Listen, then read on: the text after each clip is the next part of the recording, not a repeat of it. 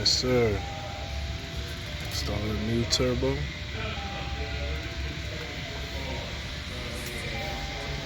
Old turbo.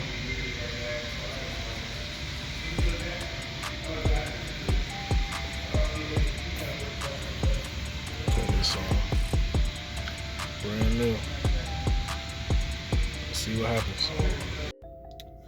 As you can see, the car is running after the turbo been replaced. Let's check it out.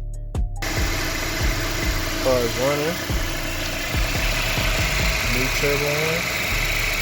This is running.